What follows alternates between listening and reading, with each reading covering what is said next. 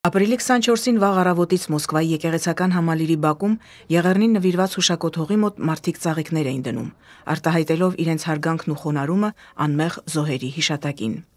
Եկել էին Ռուսաստանի Դաշնությունում Հայաստանի Հանրապետության արտակարգ եւ լիազոր դեսպանը,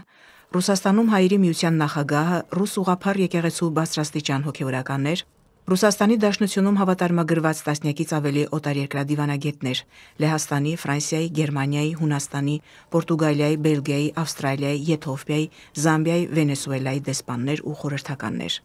Բոլորը մեկ րոպե լռությամբ հարգեցին ցեղասպանությանը զոհ դարձած նահատակների լույս հիշատակը։ 110 տարի առաջ հայ ժողովրդի հետ կատարված ողբերգությունը հիշում ենք եւ կիսում այդ ցավը։ Այսօր այստեղ են գտնվում ռուս եկեղեցու ներկայացուցիչներ, այդ բարեկամությունը, որը միշտ եղել է, կա ու կլինի։ Եղեռնի 110-րդ տարելիցին Մոսկվայի Սուրբ Պայծառակերպություն եկեղեցում բարեխոսական կարգ կատարվեց, որի ավարտին թեմակալ առաջնորդ Եզրա Սրբազանն ընթերցեց Գարեգին II ամենայն հայոց կաթողիկոսի ուղերձը։ Նորին սրբությունն աշխարհասփյուր հայությանն ուղղված իր խոսքում պատգամում էր գործադրել հետևողական քայլեր հայ ժողովրդի հանդեպ արդարությունը վերականգնելու եւ նման ողբերգությունները կանխելու համար։ Դա մեր պատասխանատվությունն է գալիք սերունդների առջև, ասվում էր ուղերձում։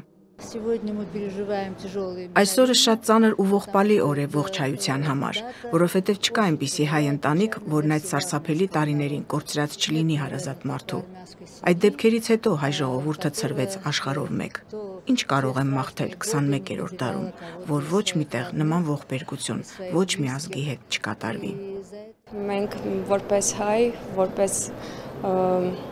ստեղի ապրող հայ, օտար մեր երկրից իրավունք չունենք մոռանալու, որովհետև եթե մենք մոռանանք,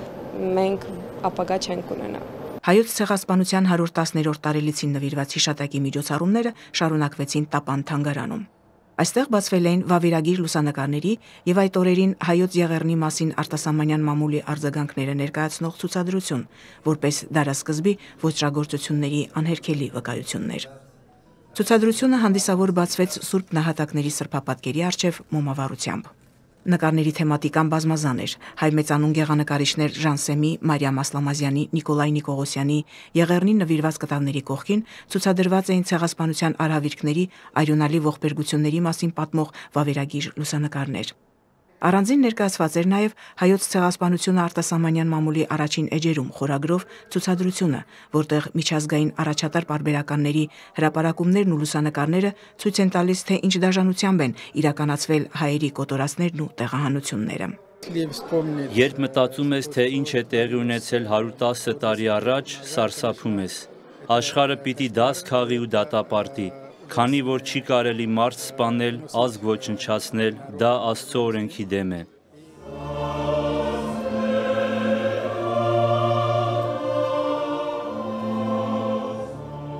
Հիշատակի ոգեկոչման օրը երեկոյան թանգարանում տեղի ունեցավ հոգևոր դասական երաժշտության համերգ Մոսկվայի ռուսական ֆիլհարմոնիա սիմֆոնիկ նվագախմբի կամերային կազմի, Հայաստանի Հանրապետության Ալեքսանդր Սպենդիարյանի անվան օպերայի եւ բալետի ազգային ակադեմիական թատրոնի երգչախմբի, Մոսկվայի Սուրբ Պայծառակերպություն Մայր տաճարի երգչախմբի մասնակցությամբ։ Համերգը ղեկավարում էր Հայաստանի Հանրապետության վաստակավոր արտիստ Կարեն Դուրգարյանը։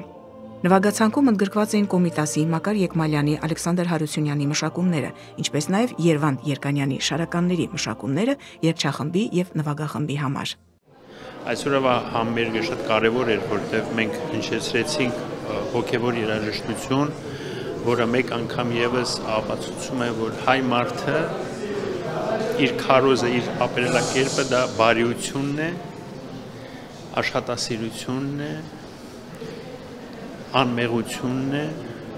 եւ ի վերջո այս երաժշտությունը ասում է նա, որ մենք պարտավոր ենք կառուցել, գնալ առաջ, համրապնդվել, բարիություն քարոզել աշխարհին։ Եղեռնի 110-րդ տարելիցին նվիրված հիշատակի միջոցառումներ տեղի ունեցան նաև թեմի մյուս համայնքներում։ Նահատակների լույս հիշատակը ոգեկոչեցին Յարոսլավլում, Վոլգոգրադում, Եկատերինբուրգում, Դոնի Ռոստովում, Բարնաուլում, Տյումենում, Սիմֆերոպոլում։ Մարդիկ այցելեցին եկեղեցի, ծաղիկներ խոնարհեցին, մասնակցեցին բարեխոսական կարգին։ Ալվարդ Նազարյան, Արթուր Սարգսյան, Եկեղեցական կյանք, Մոսկվա։